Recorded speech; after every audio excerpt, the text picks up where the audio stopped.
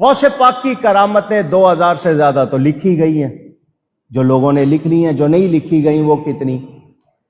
ایک کرامت آپ کی مشہور ہے کہ 12 برس کی ڈوبی ہوئی برات کو آپ نے زندہ کر کے پار لگایا۔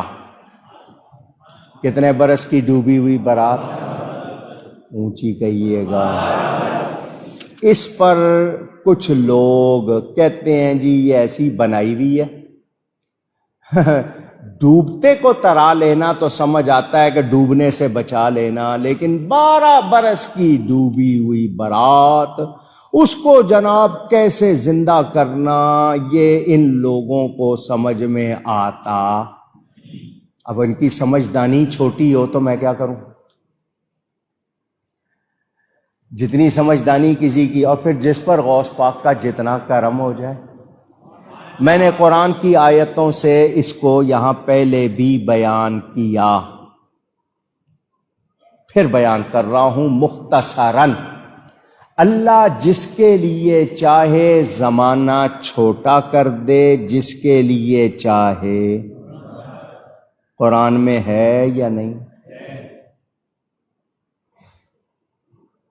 اصحاب کہف 309 سال سوئے، 300 سنین وازدادوا تسعا، قرآن میں ہے۔ جب اٹھے تو آپس میں پوچھا ہم کتنا ٹھہرے ہیں، قالوا لبثنا یوما او بعض یوم، انہوں نے کہا ہم ایک دن ٹھہرے ہیں یا دن کا کچھ حصہ۔ اللہ کیا فرما رہا ہے؟ 309 سال۔ وہ کیا کہہ رہے ہیں؟ ایک دن یا آدھا دن۔ زمانے کے لیے وہ عرصہ 309 سال، اصحاب کہف کے لیے ایک دن یا آدھا دن، دن کا کچھ حصہ۔ دونوں باتیں قرآن میں ہیں یا نہیں ہیں؟ حضرت عزیر علیہ السلام کے حوالے سے واقعہ بتایا جاتا ہے، انہوں نے جب پوچھا، 3 پارے میں پڑھ لینا جا کے، انہوں نے پوچھا یا اللہ وہ بیت المقدس کو جب بخت نصر بادشاہ نے تارہاج کر دیا، برباد کر دیا، یا اللہ تو دوبارہ اس کو کیسے زندہ کرے گا؟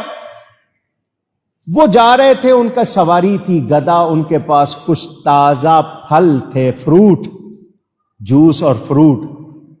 اب مجھے بتاؤ جانور کچھ عرصہ زندہ رہ سکتا ہے یا نہیں؟ لیکن فروٹ ایک دن سے زیادہ، اس زمانے میں کوئی ریفریجریٹر، ان کے پاس کوئی تھرمس تو تھی نہیں، تو فروٹ تو خراب ہو جانے والی چیز ہے، جوس تو بالکل بو آ جائے گی۔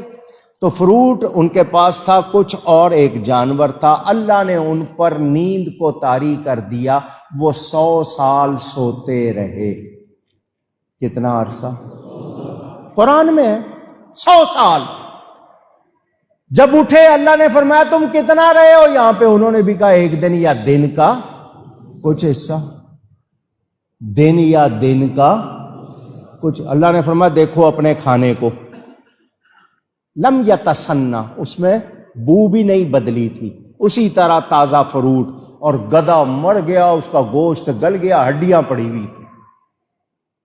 وہ گدھا جو کچھ عرصہ رہ سکتا تھا وہ تو گل سڑ گیا، جو پھل جو بالکل خراب ہو جانا والا تھا وہ بالکل تر و تازہ، اسی طرح اس کی بو بھی بدلی نہیں، کیونکہ انہوں نے کہا تھا دن یا آدھا دن، اور اللہ نے کیا فرمایا؟ 100 سال۔